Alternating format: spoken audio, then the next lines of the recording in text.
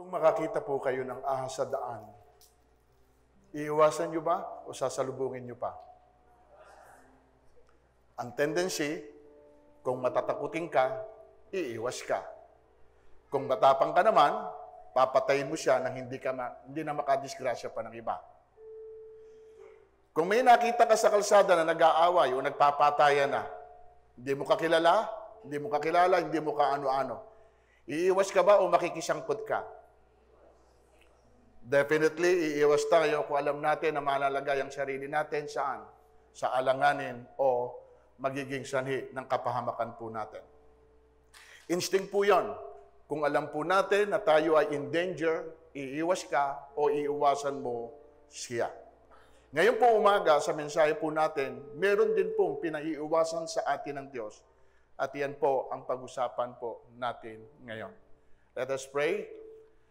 Dakilang Ama, salamat muli Panginoon sa bawat pagkakataon na meron kami, not just to be with you, O God, in worship and in prayer, maging Panginoon, O God, sa mga salita mo na inilalaan para po sa amin, na gusto mo na mapakinggan po namin, Panginoon, sa sandali pong ito. Lord, we reach out to you, O God, with expectation. Salamat po, Panginoon, O God, sapagkat alam namin na marami kayong bagay na pwedeng gawin sa buhay ng bawat isa. Thank you, O God, for coming and dwell among us, Panginoon, O God. Salamat po at sa tulong at banal ng banal na Espiritu ay patuloy kang nananahan sa buhay ng bawat isa sa amin. At hinihiling namin, Panginoong, malayang pagkilos at paggalaw ng iyong Espiritu, Panginoon, O God, sa amin pong mga puso, sa amin pong mga kaisipan. Enable us, Panginoon, O God. Bigyan mo kami ng kakayahan, Panginoon, O God, na umunawa, Panginoon, sa mga bagay na gusto mo na maunawaan namin sa umaga pong ito. Salamat, dakilang Diyos. Enlighten us, Panginoon, O God. Enlighten our eyes, the eyes of our heart, Panginoon, O God. At bigyan mo, Panginoon, O God, kami ng bagay, O Diyos, na mas higit namin, Panginoon, O God, na maaabot kung ano po yung layunin mo sa buhay ng bawat isa. To you be the glory and praise and honor, Panginoon, O God. Samahan mo kami, Panginoon, sa lahat ng amin pong gagawin. Ito po aming samot dalangin sa pangalan po ng aming Panginoong Jesus. Amen and Amen. Praise the Lord. You may now be seated, church. Ako po na po kayo.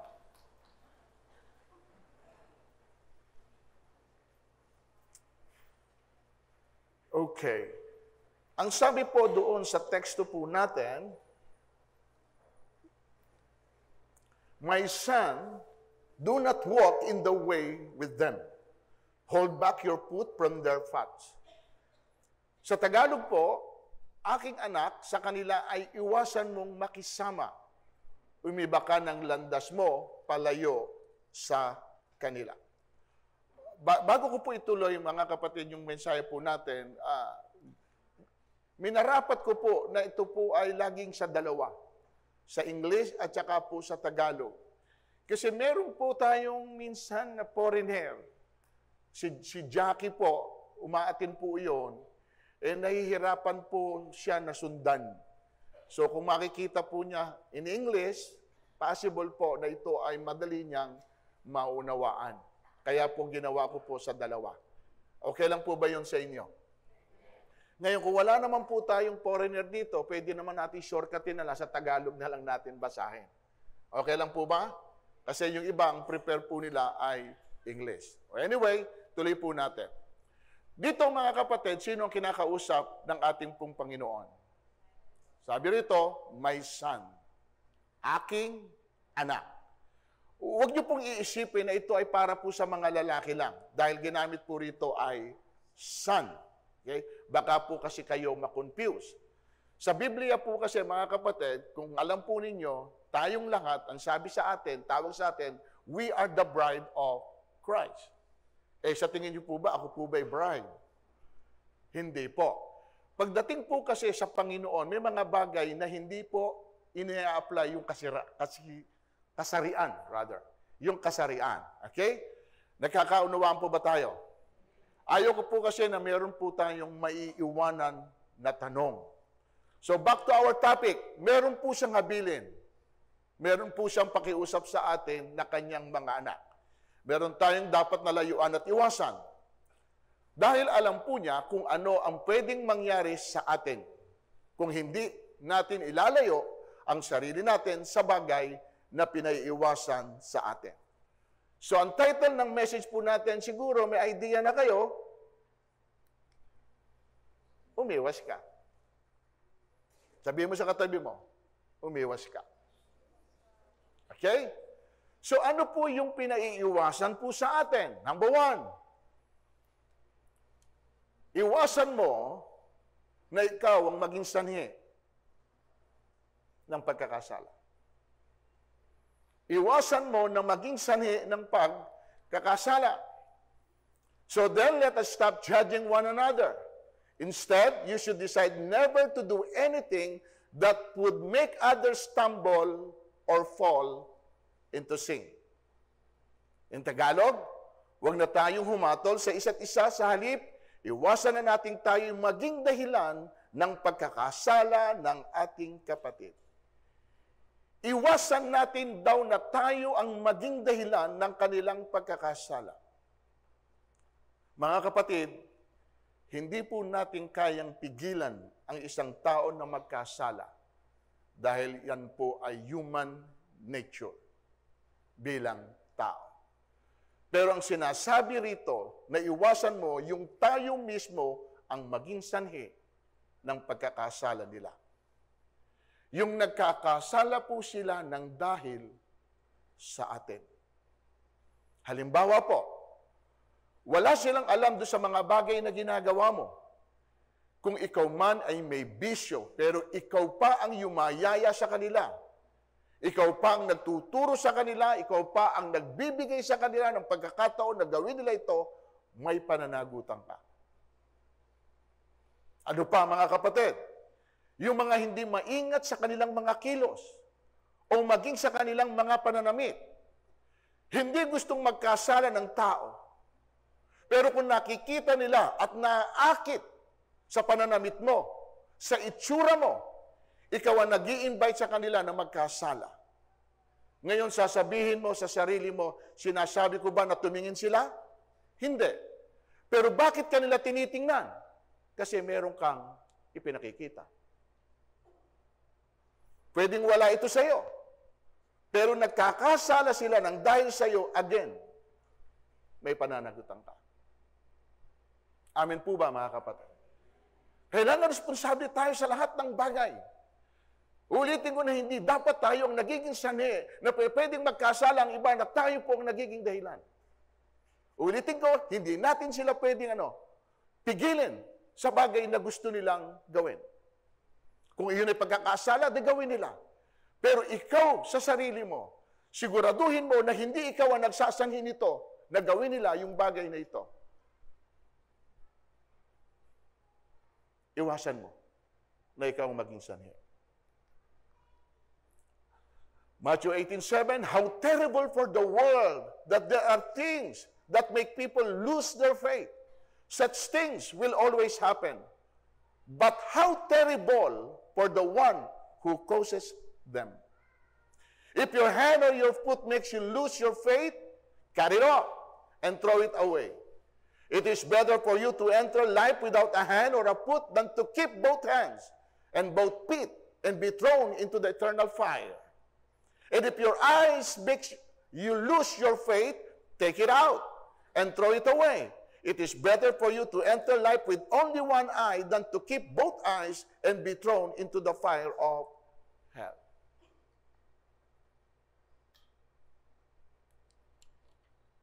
Napakahirap ng kalagayan sa daigdig dahil sa mga sanhi ng pagkakasala ng tao. Hindi mawawala kailanman ang mga sanhi ng pagkakasala. Ngunit nakapangingilabot ang sasapitin ng taong pinanggagalingan ito. Kung ang kamay mo, ang sabi rito, ang nagsasani, putulin mo. Kung ang mata mo, ang nagsasani, dukutin mo. Anything na nagkokos sa iyo, na tayo po'y magkasala, sabi ng Panginoon, mga kapatid, cut it off. Putulin natin.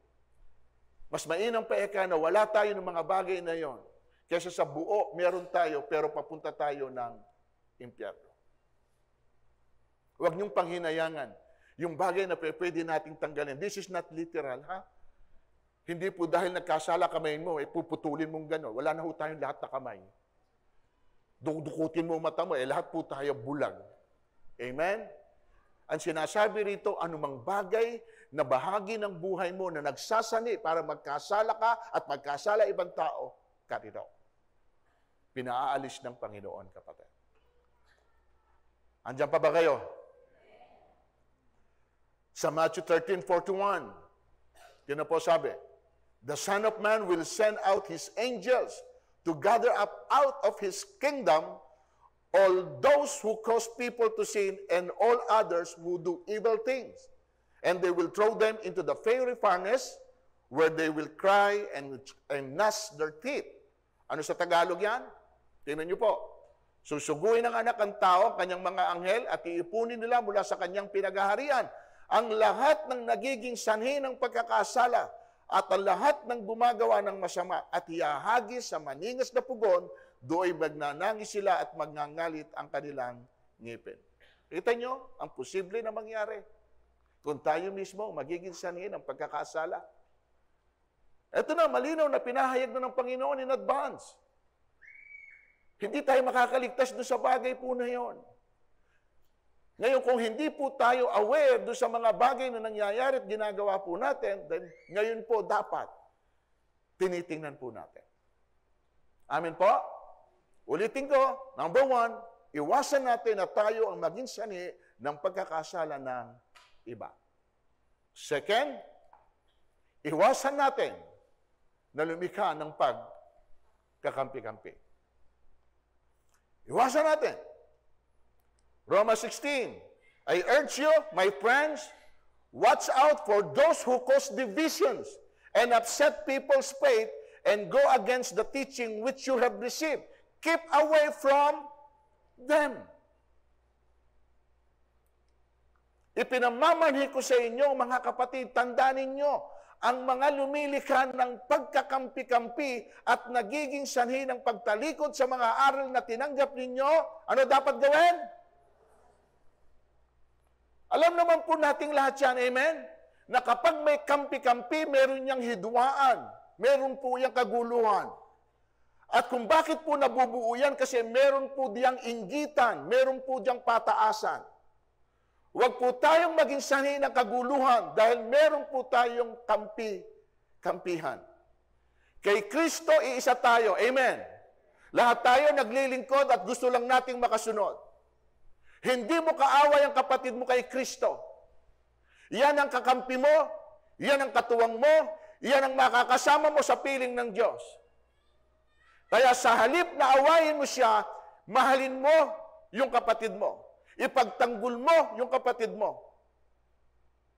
Dahil yan ay kapatid mo sa Panginoon. Kung kakampi ka lang din, kumampi na kayo sa mabuti at hindi sa masama. At kung ang alam po ninyo na sinasamahan nyo ay naghihiwalay sa kapatiran o sa Diyos, iwasan mo sila, huwag kayong maging kaisa nila.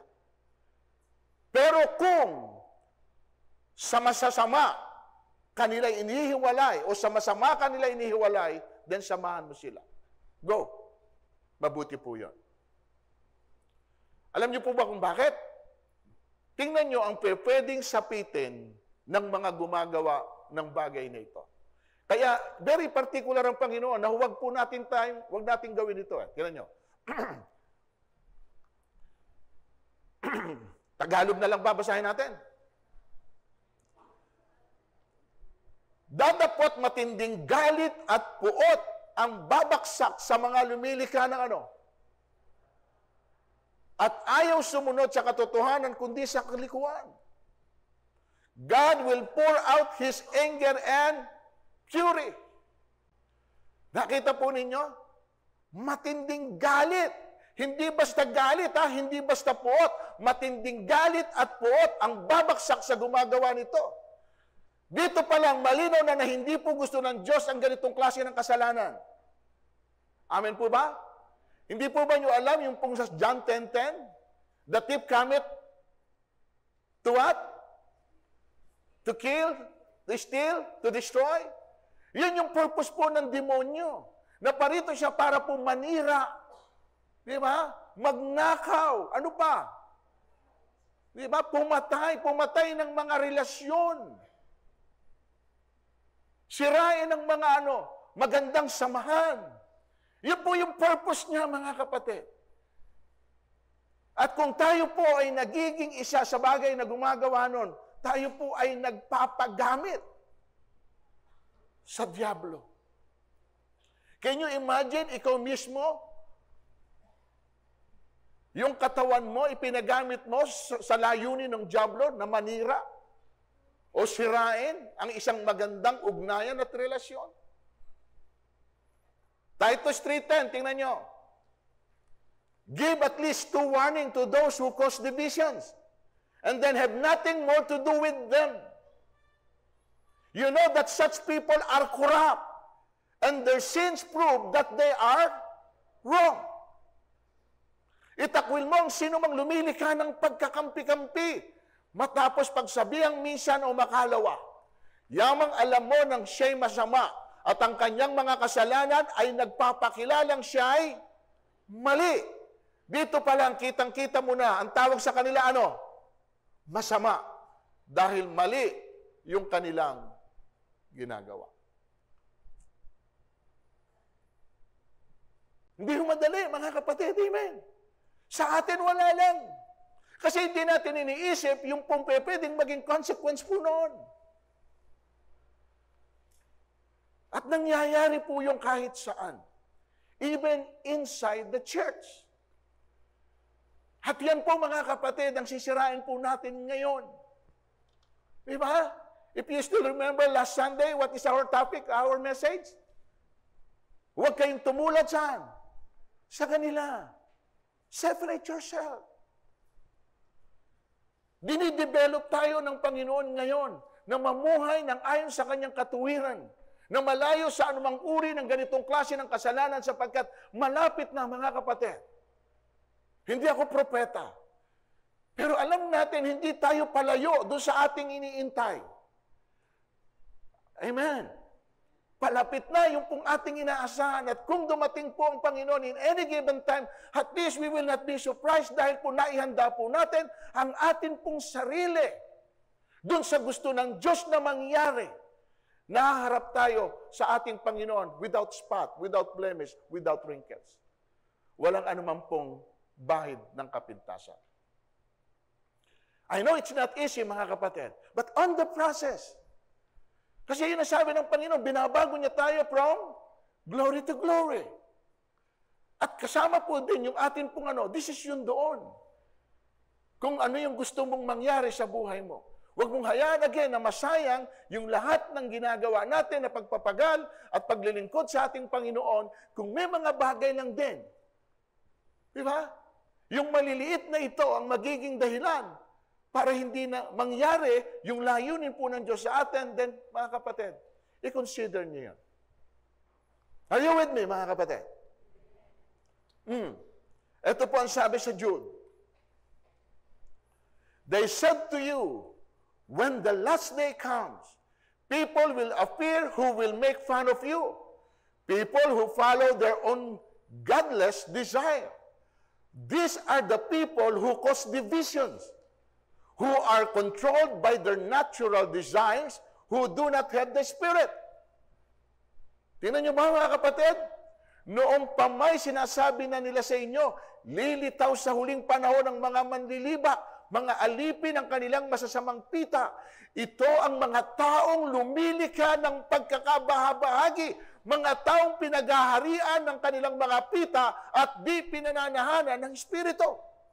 Can you imagine, nasa church, kasama mo, naglilingkod sa Diyos, tapos ito, hindi pinananahanan ng Espiritu, dahil hanggang ngayon namumuhay sa laman? Iwasan mo daw sila, sabi ng Diyos. Hallelujah. Amen po ba, mga kapatid? Alam niyo po ba kung ano pleasing and acceptable to God? Eto, tingnan niyo. How wonderful it is How pleasant for God's people to live together in harmony.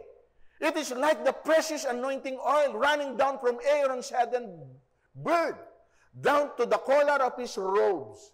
It is like the dew on Mount Hermon, falling on the hills of Zion. That is where the Lord has promised His blessing life that never ends. Napakaligaya raw at kahanga-hanga sa ating pagmasid kung nakikita natin na ang magkakapatid ay nagkakaisa at sama-sama. Amen. It is how wonderful it is. At sabi ron, tingnan niyo po. Narito, napakabuti, napakaligaya kapag ang magkakapatid ay sama-samang namumuhay na nagkakaisa.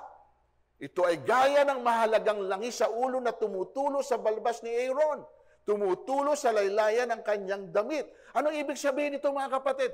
Yung pong blessing ay nadadaluyan from top to bottom. Walang naiiwan. Kasi wala hong namamagitan. Wala hong nagse-separate. Kaya yung flow diretso.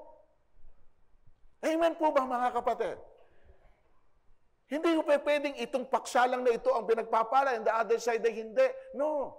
Kaya sabi niya rito, kapag tayo nagkakaisa, kung ano yung blessing na tinanggap ng isa, it's the same blessing na tatanggapin ng iba. Amen po ba, mga kapatid?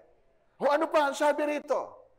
Okay? Ito ay gaya ng hamog sa Hermon na pumapatak sa mga bundok ng Zion sapagkat doon iniuutos ng Panginoon ang pagpapala ang buhay magpakailan paman.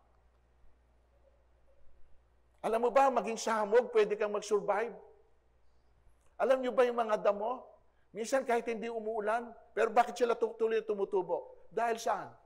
Sa hamog. Amen po ba, mga kapatid? Napakasarap. Sabihin mo nga sa katabi mo, sarap palang maging kapatid ka.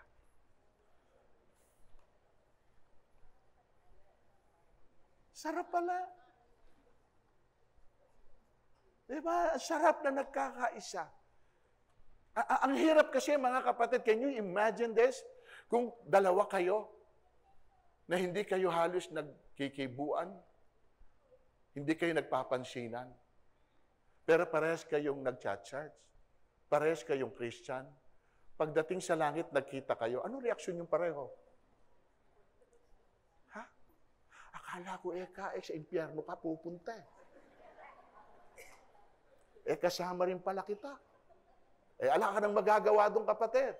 Kaya lang, hindi ko maisip kung ganun ang nangyayari sa inyo, you can make it. Di ba? Kaya siguro ngayon, isettle natin yung mga ganun. Di ba? I don't care kung ayaw mo akong pansinin. Kung meron kang galit sa akin, umiinggit ka sa akin. As long na ako, walang inggit sa iyo, wala akong problema sa iyo, wala ako namang issue sa iyo, gagawin ko kung ano yung nararapat. Hindi dahil lang sa iyo, kundi dahil saan? Sa Panginoon ko. Amen? Ano lang? Kasi mga kapatid, eto kung daw yung kapatid mo na nakikita mo, nakakasama mo, nakakausap mo, hindi mo kayang tanggapin. Much more pa ikaw ang Diyos na hindi mo nakikita, hindi mo naririnig. Kasi nungalingan sa akin na sinasabi mong, mahal mo ang Diyos, tanggap mo ang Diyos. Pero ito kang kapatid mo na nakikita mo, nakakasama mo, nakakausap mo, hindi mo magawang mahalin. Sasabihin mo,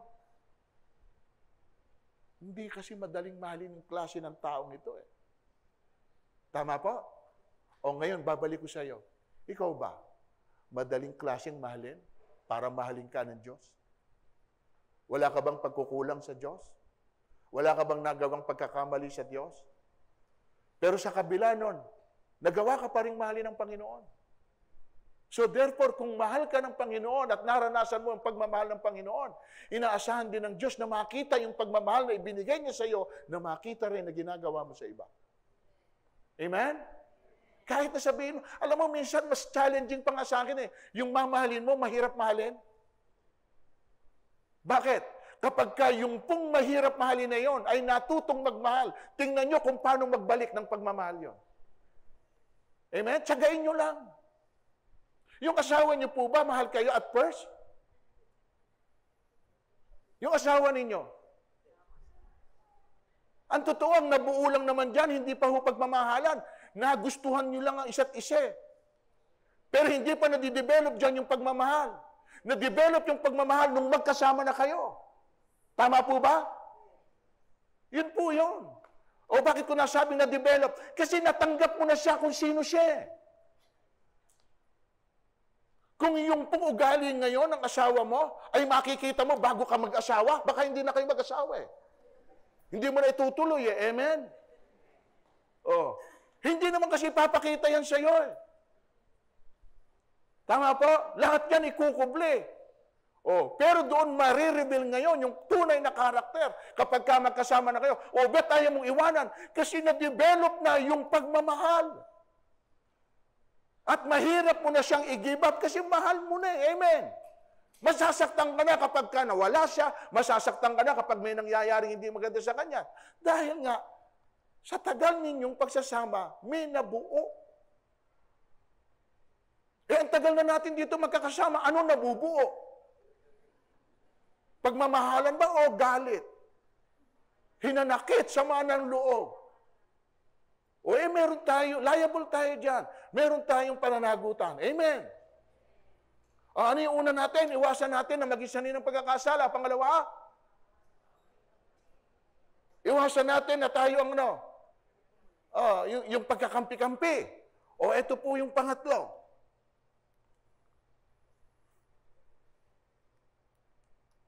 Iwasan mo ang mga salitang hindi nakalulugod sa Diyos. Ano sabi po doon sa 1 Timothy 6:20? Timothy, guard what God has placed in your care. Don't pay any attention to that godless and stupid talk. That sounds smart, but really it's not. Sounds smart, ha? But really it's not. Timothy, pakaingatan mo ang ipinagkatiwala sa iyo. Iwasan mo ang mga usapang walang at ang baluktot na pangangatuwiran. Tingnan niyo yung word na ginamit doon. Walang kabuluhan. Meaning no sense. Walang magandang maidudulot sa iyo o sa akin. Bakit ka magsasalita ng walang kabuluhan kung pwede ka namang magsalita ng may kapakinabangan at katuturan? Kung hindi po ito uplifting, encouraging, huwag mo nang sabihin. Kung ito po ay distraction, demeaning, criticizing, at hindi nagbubuo o nagtatayo, mas maganda, huwag na po tayong magsalita. Kasi wala rin namang kabuluhan. Napapagod ka na, nagkakasala ka pa, talo ka. Amen? Kaya minsan blessing din yung hindi ka kumikibo. Blessing din pala yung hindi ka masalita. Dahil marami kang naiiwasan ng mga pangungusap na pwedeng hindi nakalulugod sa Diyos.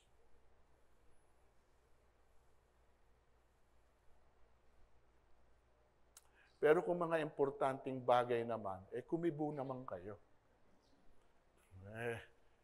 Sabi ko kasi nung nangungaral doon huwag daw po akong masyadong masalita. Abay, buong buhay na, hindi na nagsalita. Kapatid, magkakasala yung tao sa'yo. O di ikaw ngayon na nagiging sanay ng pagkakasala niya. Kinakausap ka, ayaw mong sumagot. Ano ba, may kausap ba ako? Sabi nung pastor, huwag daw akong magsasalita, baka magkasala. Listen, ang salita, bago mabitawan, i-process mo. Tingnan mo, kapag ikaw ba ang nakarinig ng salita na sasabihin mo, ano magiging reaksyon mo? Huwag mo munang sabihin kahit kanino, sabihin mo muna sa sarili mo. Halimbawa, mumurahin mo yung tao, murahin mo muna sa sarili mo. Pag nasaktan ka, huwag mo nang gawin. Bakit? Nakasasakit pala ito. Naintindihan niyo po ba? Mas matalino daw po yung tao na maingat sa pagsasalita. At iniisip niya ang lahat ng bagay na kanyang sasabihin. Di ba? Merong iba. Ang tawag doon, ano? Yung reckless ba yan? Tawag doon? Tactless? Tactless, di ba? Taklesa? Taklesa? Alam ibig sabihin ng taklesa?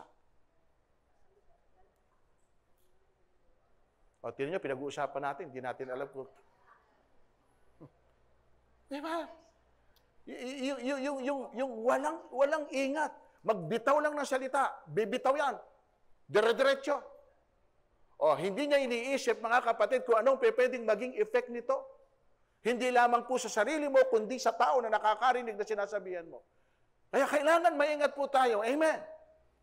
O, ito po, tingnan nyo sabi rito. Keep away from worthless and useless talk. It only leads people farther away from God. Stay away from stupid and senseless argument. This only lead to trouble. Diba? Very clear.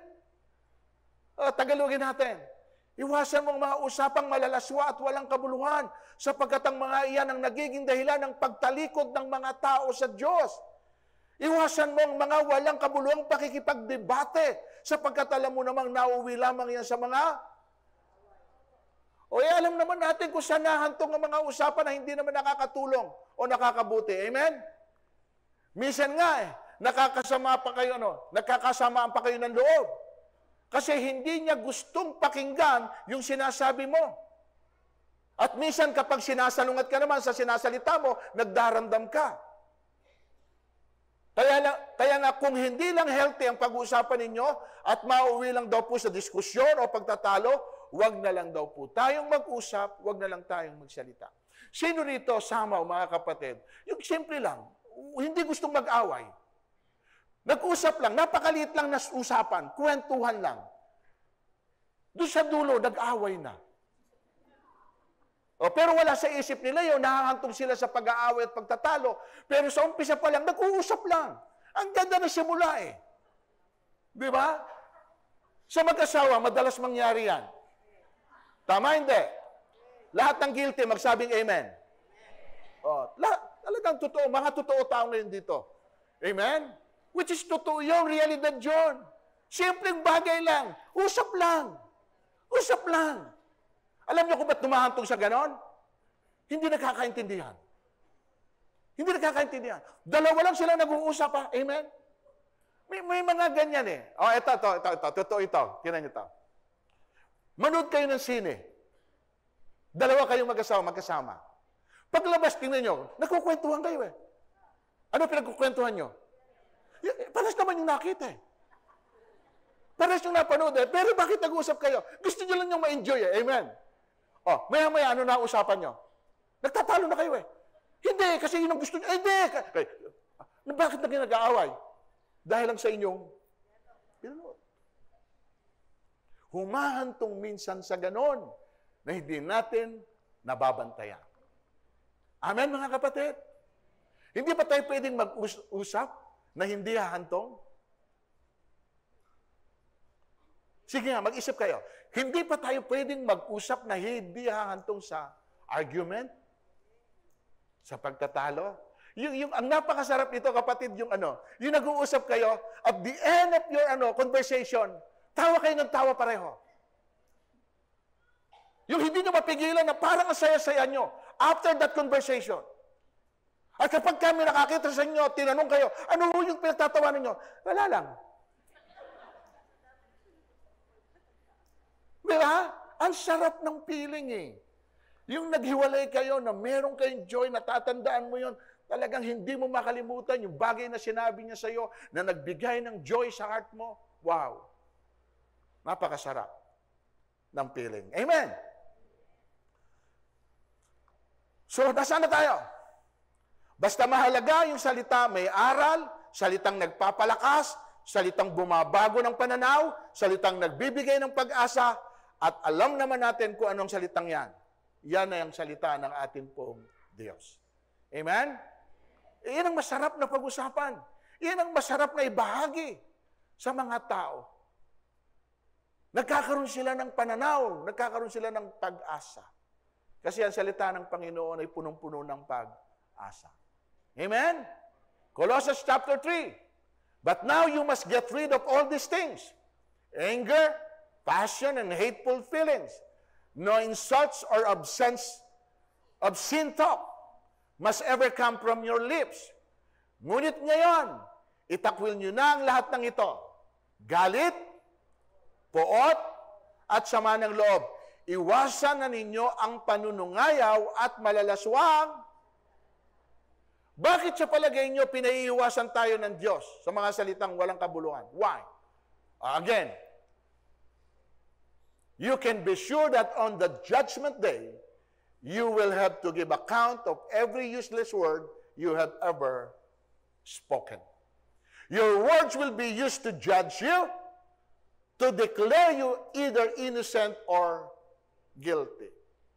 Sinasabi ko sa inyo sa araw ng paghukom, pananagutan ng taong bawat salitang walang kabuluhan na sinabi niya, sapagkat ikaw ay pawawalang sala o parurusahan batay sa iyong mga salita. Amen? And here is my conclusion. Mga kapatid, anumang bagay na alam ninyo na hindi tama at hindi makakabuti sa inyo o maging sa iba, lalo na sa mga kapatid ninyo sa pananampalataya, umiwas kayo sa anumang involvement dito. Kasi hindi maganda na dahil sa kanila pati ikaw ay madamay. Ikaw na malinis ang hangarin, ikaw na ang gusto lang ay makasunod at makapaglingkod sa Diyos. Huwag kang pumayag na magamit ng kaaway ang buhay mo. Sa halip, ikaw ang maging daan ng pagkakasundo at pagkakaisa. Ikaw ang maging mabuting halimbawa na isang tunay na Kristiyano. Umiwas ka na ikaw ang maging sanhi ng pagkakasala, umiwas ka na maging bahagi ng pagkakampi-kampi, umiwas ka sa mga usapan at salitang hindi nakalulugod at walang kabuluhan. Tandaan mo, ikaw na nakipag-isa kay Kristo ay binago na ng Diyos. You have the mind of Christ. So be like Him, act like Him, and talk like Him. Amen po ba mga kapatid? So tayo pong lahat ay tumuyo at tayo po'y manalangin. Sige po, tayo po'y manalangin sa Diyos. Yuko po natin ang ating mga ulo. Higit po natin ang ating mga mata. Lord, lahat po kami ay guilty dito. Hindi namin alam na minsan nagagamit kami ng kaaway. Salamat muli sa inyong salita na nagpapaalala sa amin sa mga bagay na dapat iwasan. Hayaan po niyo, Panginoon, na sa oras na ito, tatandaan po namin lahat ng mga sinabi ninyo. Dahil alam namin na ito ang tama at makakabuti sa bawat isa po sa amin. Pagharian mo po kami, Panginoon. Banal na Espiritu, tulungan mo kaming maging maayos at maging matuwid sa harapan po ninyo. Itama mo po ang lahat ng mali sa buhay namin. Ito po ang aming panalangin sa pangalan ni Jesus na aming Panginoon na tagapagligtas. Taas po natin ang ating mga kamay for the blessing. May the Lord be your strength and your passion to accomplish your task today in the attitude of joy, gladness, and happiness. May laughter and singing spring out from your expectant heart, and your prayers will be answered as you sing praises to the Lord Jesus. May all your needs shall be met abundantly, and the Lord clear away all your burdens and worries, and fills your life with peace, rest, and hope. May your loved ones shall be blessed, safe, strong, and healthy, as the Lord promised you, that He shall cover your family with His provision and protection. By the grace of God, our magnificent Father, and by the mercy of the Holy Spirit, and the favorable goodness of Jesus Christ our Lord, embraces us and our family today. Again, those who wants to receive this blessing will say, Amen and Amen. God bless you all. I love you with the love of the Lord. See you next week. Take care.